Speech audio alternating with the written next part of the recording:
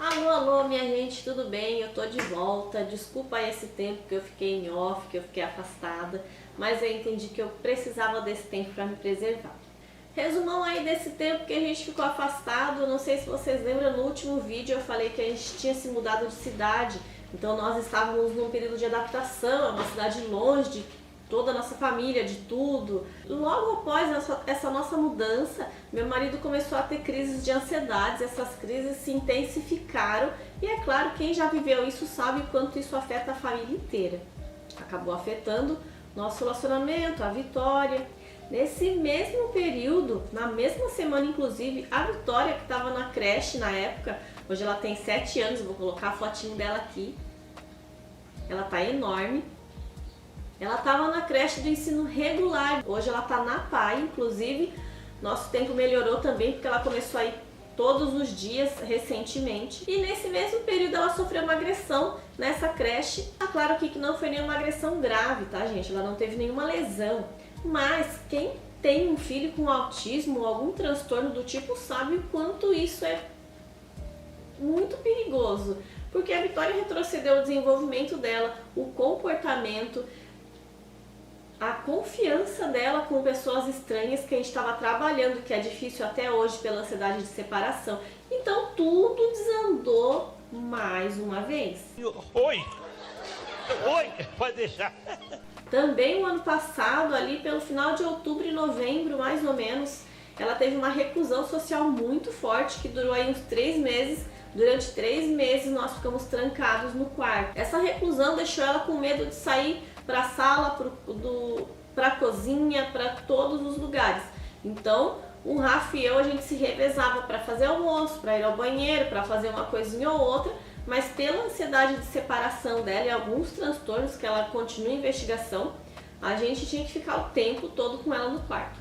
Obviamente, isso gerou estresse, cansaço mental, emocional. Ficamos mais ansiosos ainda. Vitória também ali tinha aquele estresse de nervosismo dela, o que nos serviu porque passamos todo esse tempo lendo, estudando um pouco sobre comportamento, principalmente sobre inteligência emocional. Inteligência emocional hoje é preciso para tudo na vida, em qualquer situação. Nós vemos às vezes pessoas que a gente olha e a pessoa tem tudo, mas se ela não tiver inteligência emocional para lidar com esse tudo, ela não tem nada. Colocamos em primeiro lugar também a nossa fé, a gente fortaleceu o nosso lado espiritual. Embora nós sempre fomos cristãos, nós não colocávamos isso como prioridade, em primeiro lugar na nossa vida. E mais pra frente ali eu vou falar o quanto isso tem ajudado a gente. Tive a oportunidade também de conversar com outras mães, outras fora ali do meu ciclo, das pessoas que eu conhecia. A internet é uma maravilha também por causa disso, porque aproxima pessoas que a gente jamais conheceria na nossa vida normal cotidiana. Então, outras cidades, outros estados, outras situações parecidas, é uma troca de informações, de experiências, de vivência. A gente fala muito de mãe quando a gente fala de uma criança especial, porque querendo ou não, a mãe acaba se sobrecarregando mais. A mãe fica o dia inteiro com a criança, muitas das vezes ela precisa parar de trabalhar, como foi o meu caso, a pedido médico, porque é uma demanda muito grande, são transtornos que eu, antes de entrar nesse mundo, eu não tinha nem ideia. Nossa criatividade não chega nem perto para imaginar o que pode ser isso. E eu percebi que muitas dessas mães criam muros como barreiras para os seus sentimentos. Ora porque não querem demonstrar fraqueza, não querem se vitimizar, ou porque já se machucaram demais. Mas como já dizia minha querida Jaca, aquela psicóloga maravilhosa, que infelizmente hoje eu não passo mais com ela, vulnerabilidade também é sinal de força, porque é preciso muita força para você mostrar suas dores, para falar sobre as suas dores para as pessoas. Então isso não é uma fraqueza. A gente vê muito por aí as pessoas romantizando o autismo como se fosse uma coisa linda. Porque o Albert Einstein era autista. Porque geralmente eles têm um QI elevado, porque isso ou porque aquilo. Eu já ouvi um absurdo de uma pessoa falando que queria ter um filho autista. Com certeza essa pessoa bateu com a cabeça na pedra, não sei, mas assim, não tá em sã consciência para falar uma coisa dessa. Porque Acontece um QI elevado, acontece um super gênio, acontece, existe, é comprovado, é científico, mas é uma parcela bem pequena dessas crianças. Muitas crianças se desenvolvem, têm até uma vida normal, dependendo do nível aí do autismo, que hoje é nível 1, 2 e 3, não é mais o leve, moderado e severo como há uns meses atrás. Mas a realidade não é essa. A realidade é a inclusão, é o preconceito, o professor ali na escola que não é capacitado. São agressões, como eu falei do caso da Vitória, e da Vitória não é nada perto do que a gente vê por aí. São mães e pais depressivos, com crises de ansiedade, e infelizmente a gente já ouve muito também sobre mães de crianças autistas que se suicidaram por não aguentarem essa pressão e essa sobrecarga emocional, esse estresse diário. Então eu vou começar a fazer uns vídeos aqui voltado um pouco para os pais, para os familiares que convivem com isso, porque é muito importante que esses pais estejam bem, porque as crianças têm aí uma rede de apoio, de suporte grande. Claro, não é o suficiente, a medicina sempre vai avançar, mas tem aí fono, físio, psicólogo, neuro, toda eco com cavalo, mas eu vejo assim que falta um pouco desse apoio para os pais. E embora seja muito importante todas essas terapias para o desenvolvimento e melhora da criança, tem que trabalhar em conjunto com os pais, porque se os pais não estão bem, muda diretamente a forma com que eles vão educar esses filhos, com que eles vão lidar com essas dificuldades, em como vai ser a educação dessas crianças, muda tudo. Então eles precisam sim desse olhar. Não é só a criança que precisa de cuidado, não é só um doente que precisa de cuidado, até porque as doenças emocionais estão aí, é uma realidade que a gente vive e é uma realidade triste, porque o número é assustador. Hoje em dia tem pesquisas aí que falam que cerca de 80% das pessoas têm algum transtorno mental do tipo depressão, ansiedade, pânico. É realmente assustador isso.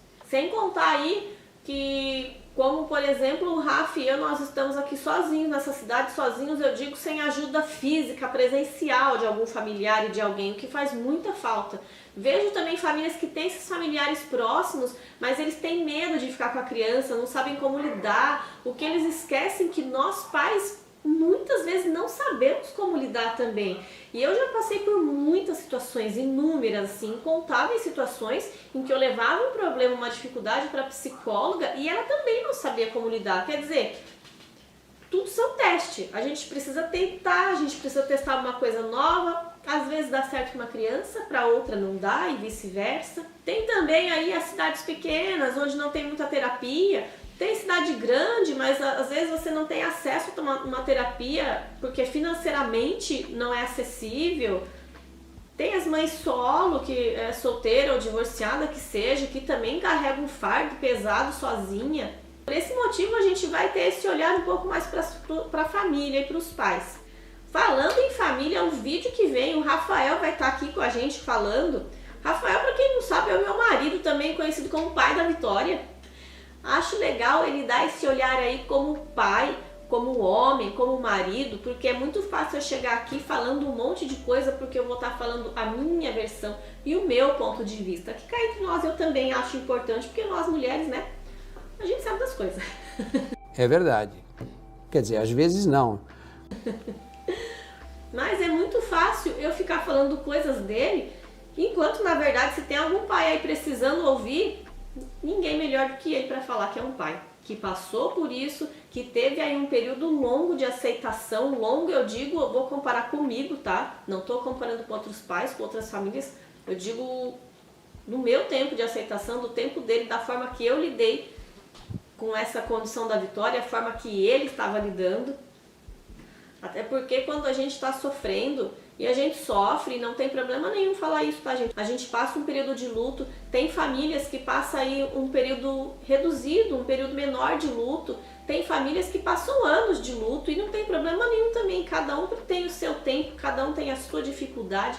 Nós não estamos falando de grau de dificuldade, embora exista um grau, um nível de dificuldade diferente, mas tem também por trás do pai e da mãe da criança com autismo, tem um ser humano, um indivíduo que tem seus traumas de infância, tem seus gatilhos mentais, tem suas dificuldades. Então a gente não pode julgar o tempo de cada um, porque fulano tá demorando muito, o ciclano foi rapidinho, porque aquela criança não tem cara de autista. Só quem sabe é quem vive, só quem sabe é o pai. Porque uma pessoa que tá vivendo um estado ali, um momento de depressão, ninguém tá vendo que ela tá vendo, porque a depressão não tem cara, o autismo não tem cara, as doenças emocionais não tem cara, tá, gente? Então, eu vou voltar aqui, então, como eu estava falando, a gente sofre, não tem problema nenhum sofrer.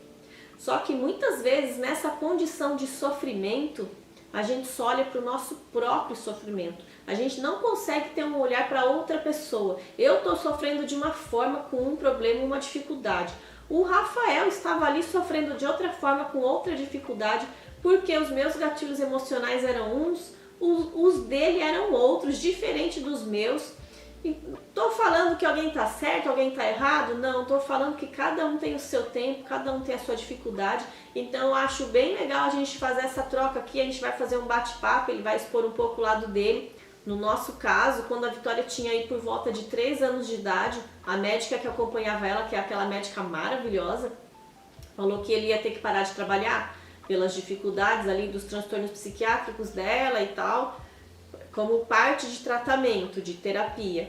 E é claro que isso desabou nas nossas costas, no nosso mundo, mas a gente entendeu que era preciso, necessário esse período para tratar a Vitória. O que a gente não imaginou é que tantas outras situações difíceis iam aparecer. A gente visualizou ali aos 3 anos, no auge do cansaço e da exaustão, que dali só ia melhorar, a gente ia fazer a coisa certa e tudo bem. E não foi bem isso que aconteceu. Então tem situações e situações.